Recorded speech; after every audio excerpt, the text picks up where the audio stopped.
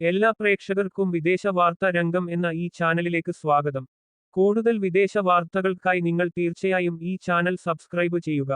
ഇസ്രായേലിന്റെ നെഗേവ് മരുഭൂമിയിൽ സ്ഥിതി ചെയ്യുന്നതും ഇസ്രായേൽ ഔദ്യോഗികമായി അംഗീകരിക്കാത്തതുമായ ഡിമോണ ആണവ സമുച്ചയത്തിന് നേരെ ഇറാൻ നടത്തിയ അതിശക്തമായ മിസൈൽ ആക്രമണത്തെക്കുറിച്ചാണ് ഈ വീഡിയോ വിവരിക്കുന്നത്.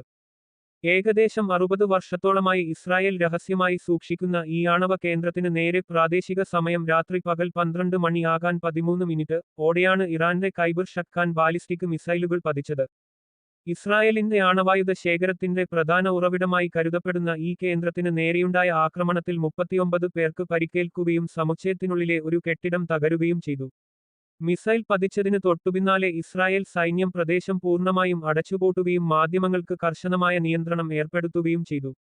പരിക്കേറ്റവരെ ആശുപത്രിയിലേക്ക് മാറ്റിയ വിവരം ഇസ്രായേൽ സ്ഥിരീകരിച്ചെങ്കിലും ആണവ കേന്ദ്രത്തിന് നേരെയാണ് ആക്രമണം നടന്നതെന്ന കാര്യം അവർ പരസ്യമായി സമ്മതിച്ചിട്ടില്ല. എന്നാൽ ഇറാൻ തങ്ങളുടെ ഔദ്യോഗിക മാധ്യമങ്ങളിലൂടെ ഈ ആക്രമണം ഉടൻ തന്നെ സ്ഥിരീകരിച്ചു.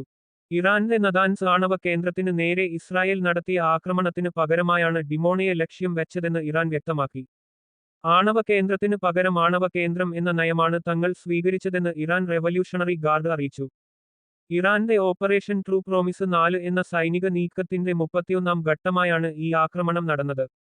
ഇസ്രായേൽ തങ്ങളുടെ ആണവ രഹസ്യങ്ങൾ പുറംലോകം അറിയാതിരിക്കാൻ ശ്രമിക്കുമ്പോൾ ഇറാൻ ആ രഹസ്യ സ്വഭാവത്തെ തകർക്കുന്ന രീതിയിലാണ് ഈ ആക്രമണം നടത്തിയത്. ഡിമോണ വെറുമൊരു ഗവേഷണ കേന്ദ്രമല്ലെന്നും മറിച്ച് ഇസ്രായേലിന്റെ ആണവായുധ നിർമ്മാണത്തിന്റെ പ്രധാന കേന്ദ്രമാണെന്നും വീഡിയോ ചൂണ്ടിക്കാട്ടുന്നു. ഏകദേശം 80 മുതൽ 400 വരെ ആണവായുധങ്ങൾ നിർമ്മിക്കാൻ ആവശ്യമായ പ്ലൂട്ടോണിയം ഇവിടെ ശേഖരിച്ചിട്ടുണ്ടെന്നാണ് വിദഗ്ധർ വിലയിരുത്തുന്നത്.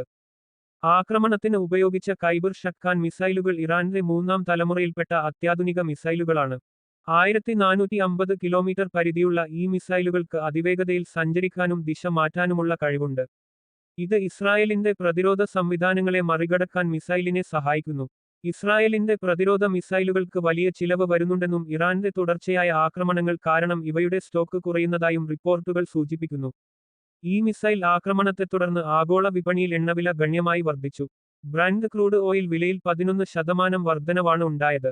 ഈ സാഹചര്യം മിഡിൽ ഈസ്റ്റിലെ സംഘർഷം ഒരു ആണവ യുദ്ധത്തിന്റെ വക്കിലെത്തിച്ചിരിക്കുകയാണ്.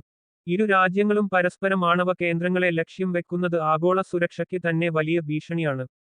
അമേരിക്ക ഉൾപ്പെടെയുള്ള രാജ്യങ്ങൾ സ്ഥിതിഗതികൾ ശാന്തമാക്കാൻ ശ്രമിക്കുന്നുണ്ടെങ്കിലും ഇസ്രായേലും ഇറാനും തങ്ങളുടെ നിലപാടുകളിൽ ഉറച്ചുനിൽക്കുകയാണ്. ഇറാന്റെ ആണവ പദ്ധതിയേക്കാൾ വലിയ ഭീഷണി ഇസ്രായേലിന്റെ രഹസ്യ ആണവ കേന്ദ്രമാണെന്ന് ഇറാൻ വാദിക്കുന്നു. മേഖലയിലെ മറ്റ് രാജ്യങ്ങളായ സൗദി അറേബ്യയും UAEയും ഈ സംഘർഷത്തിൽ നിന്ന് വിട്ടുനിൽക്കാൻ ശ്രമിക്കുന്നതായും തങ്ങളുടെ വ്യോമാതിർത്തി ഉപയോഗിക്കുന്നതിൽ നിയന്ത്രണങ്ങൾ ഏർപ്പെടുത്തിയതായും വീഡിയോയിൽ പറയുന്നു.